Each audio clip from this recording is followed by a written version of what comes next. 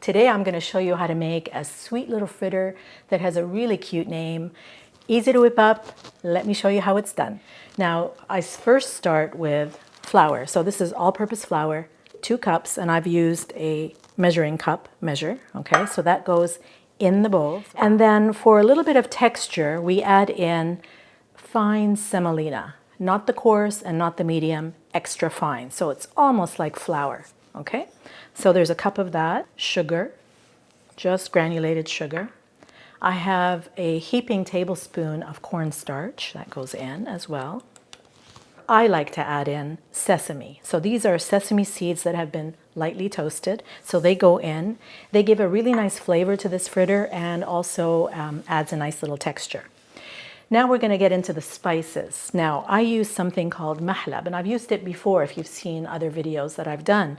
Mahlab is basically ground kernels of this particular seed. So I'll show you exactly what this seed looks like. It is really, really small. It's a kind of seed that comes from a special cherry, St. Lucie. So that gives this cookie almost a little almond flavor. So I'm going to put in a teaspoon of that. And then the other spices that I use are cardamom ground, nutmeg that I just grate fresh. Okay. And I would probably say about a half teaspoon, and I always do it fresh because it tastes better and it smells better. For this dough to be nice and light and not dense, I'm going to add in half a teaspoon of baking powder. I know people make this in various ways and use yeast, but I prefer using the baking powder. You need a pinch of salt, just like you would for anything you're baking, any kind of sweet or savory. And then the star ingredient in this, and what makes this fritter, okay, and gives it the taste that is unique to it, is what's inside this little bowl. And you can't smell it, but I wish you could. It is actually anise seed. So I've ground anise. There's about 2 tablespoons. So I'm just going to use my little whisk here just to combine all these dry ingredients together. First of all, I start with olive oil.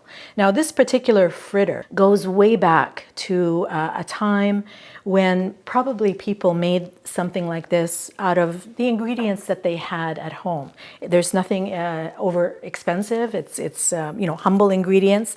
Olive oil would have been something that would be part of the pantry and the staples in the Arab world, and it would be used to tenderize bread and cookies. Sometimes no butter is used at all, just olive oil. So I put in some olive oil, and I'm also going to supplement it with clarified butter. Because when there's butter, it's going to taste better for sure. And it does give it a nice rich flavor. I also add in a little bit of orange blossom water. Now, if you don't have this and you skip it, it's okay. It's not detrimental. And if you don't like this, you can also use rose water as an alternative. And then I also add in a teaspoon of vanilla extract. Okay, and that also adds to that beautiful, in the background flavor that would flavor any delicious cookie. And I'm just going to mix these together just a little bit to get them started. Okay, and then to make all this come together properly and into a dough, I need more than just what I've put in, because the fat isn't going to make this dough come together.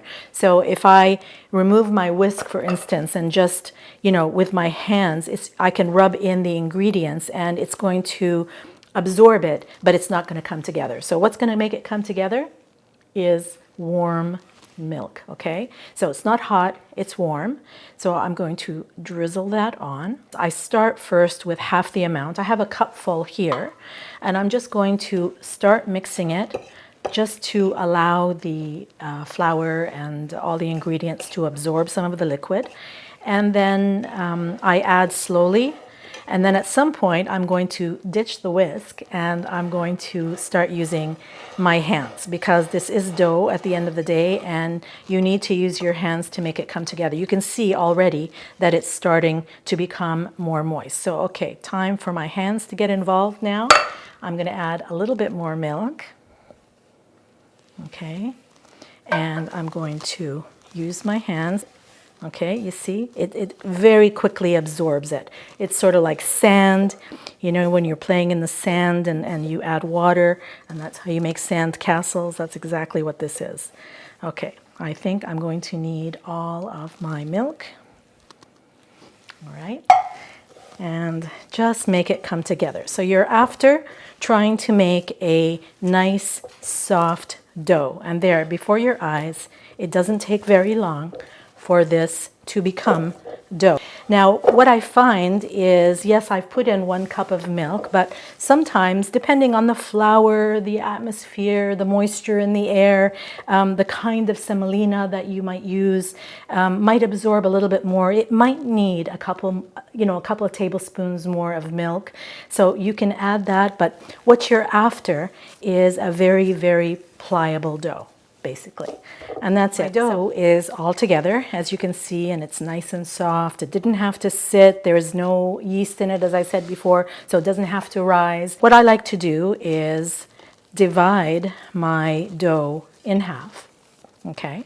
So I'll just put this half aside, and I have a little bit of flour here that I'm just going to put on my board and flatten it with my hand first and try to get a relatively even rectangle. Okay, so I'm all prepared here with all my little tools, and with my rolling pin I'm going to roll back and forth. Okay, and basically what I'm trying to do is to make an even thickness, and you see it's not sticking at all. Okay, just an even thickness. Now, I like to aim for about 7 to 8 inches length, okay? And as far as the thickness goes, I would say about 1/4 of an inch. Now, I told you earlier the reason why I said that it has a cute name. In Arabic, this particular fritter is called Asabe Zainab, which literally means, Asabe means fingers, Zainab is the name of a girl. Asabe Zainab, the way it's made, it actually is shaped in a way that is really chunky. So what I do is, after I've rolled it, okay, is I just take one of these cutters. If you don't have one of these, no problem, just use a knife and cut through. And I'm going to actually cut through the long way. And I start first by making it straight. I mean, you can re-roll that, okay, so that you get a nicer piece. And then here's another one.